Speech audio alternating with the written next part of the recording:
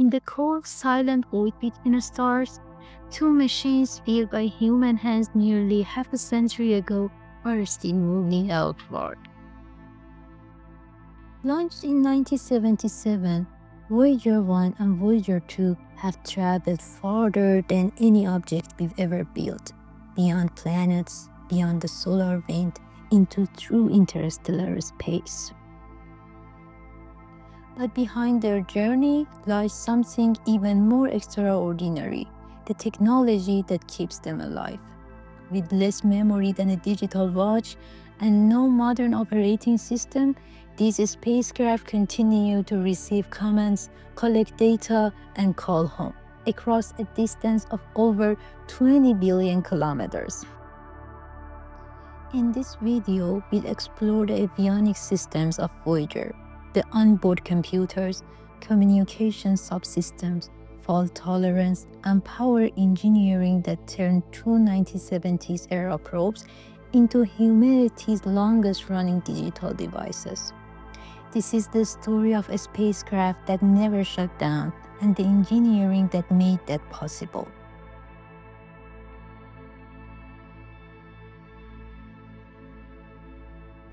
In aerospace, avionics refers to the electronic systems that perform navigation, control, communication, telemetry, and data processing. For interplanetary probes like Voyager, avionics are the central nervous system, handling everything from adjusting the spacecraft's orientation to sending scientific data back to Earth. Unlike modern autonomous systems powered by AI, Voyager's avionics were designed with minimal onboard intelligence and extreme reliability. They needed to survive radiation, cold, signal delays, and power constraints, all with 1970s hardware. Each Voyager probe is equipped with three main onboard computer systems. 1. The Command and Control Subsystem, or CCS, responsible for interpreting and executing commands from Earth, handles sequencing, fault protection, and data management, and operates using a custom-built 18-bit processor with approximately 4 kilobytes of memory. 2. The Flight Data Subsystem, or FDS, manages all scientific data collection and formatting, stores information temporarily and packages it for transmission, and uses tape memory, yes, literal digital tape, and software written in assembly language. And 3. The Attitude and Articulation Control Subsystem, or AACS, which controls the spacecraft's orientation using thrusters and gyroscopes, keeps the high-gain antenna pointed at the Earth, and manages the orientation of the science instruments. These subsystems operate independently but communicate via a shared bus architecture. There is no operating system, just hard-coded logic and preloaded sequences. All updates and commands are sent from Earth using encoded instruction sets.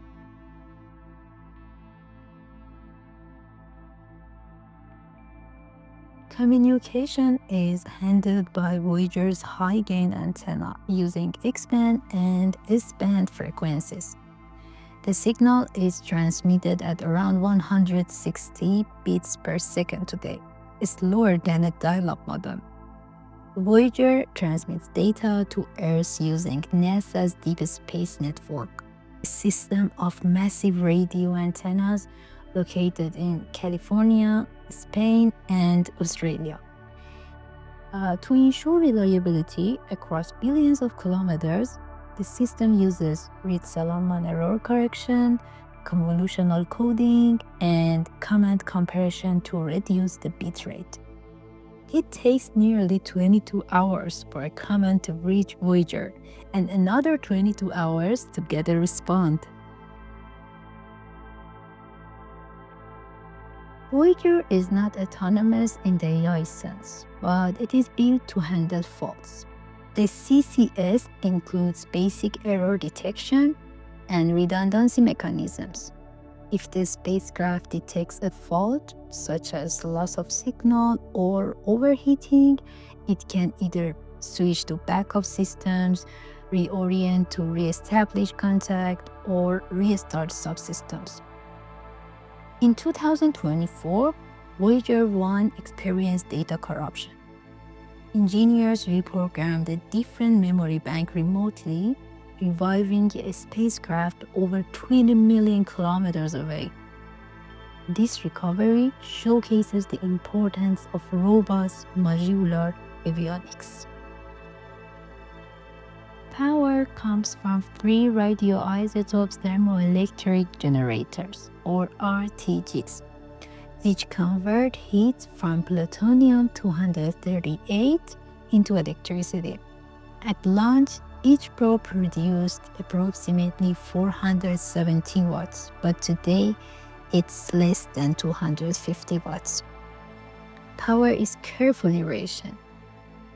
Systems are deactivated one by one to preserve core functionality. Even heaters have been turned off, yet the instruments still operate in deep space cold. The avionics are designed for extreme efficiency, low clock rate processors, minimal redundancy, and high tolerance to voltage fluctuations. Voyager's 10 scientific instruments feed data to the FDS. These include plasma sensors, magnetometers, imaging systems, and cosmic ray detectors. The FDS formats the data, compresses it, and queues it for downlink. Commands to the instruments are scheduled in command loads, chunks of machine instructions sent from Earth days or weeks in advance. Data is stored on 8-track tape recorders before being transmitted to Earth. Operating in deep space means enduring intense cosmic radiation and solar particle events. Voyager's avionics were not hardened by modern standards, but the design included passive aluminum shielding, conservative circuit layouts, and heavy reliance on software checks. This approach protected critical subsystems like the command computer and memory banks from bit flips, latch-ups, or degradation.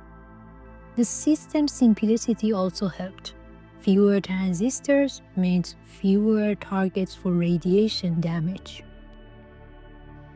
Voyager's resilience in space remains a benchmark for designing long-duration, low-maintenance spacecraft.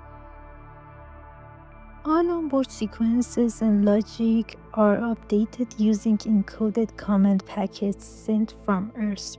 These include daily instructions and fault recovery protocols. Engineers use a custom command language to prepare loads for uplink.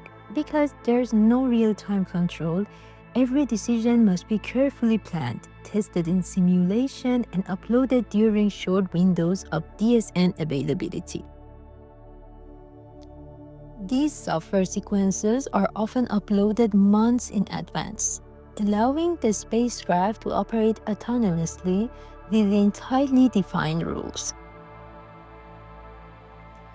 Beyond engineering, Voyager carries a cultural artifact, the Golden Record, a gold-plated copper disc encoded with music, images, greetings, and scientific diagrams. More than just a message, it's a time capsule, a greeting to the cosmos from Earth.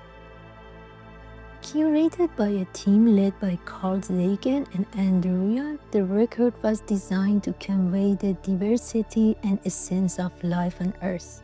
It contains 116 carefully selected images depicting human anatomy, nature, architecture, and scientific understanding. Spoken greetings in 55 languages, from ancient Sumerian to modern Chinese. a sound essay, including a heartbeat, laughter, footsteps, and thunder. 90 minutes of music from around the world, Bach and Beethoven, but also Navajo chant and even Chuck Berry's Johnny B. Good. Etched into the cover are instructions, including a pulsar map and symbolic diagrams, meant to explain how to play the record and where it came from. A stylus is included, mounted to the probe. Though the odds of interception are astronomically small, the golden record represents Voyager's deeper mission, not just to explore, but to communicate. It's a declaration that life exists, that we reach out for it, and that we chose to say we were here. Voyager's avionics offer key lessons. Reliability and fault tolerance are more valuable than raw computing power. Modular systems can outlive their creators, and software extensibility is crucial. Many modern spacecraft still use radiation-hardened processors with modest specs. Even the Mars rovers and James Webb Telescope rely on principles proven by Voyager. And unlike disposable satellites, Voyager is built to last, designed with a deep respect for deep space. As we come to the end of this journey through Voyager systems, let's reflect on what we've explored.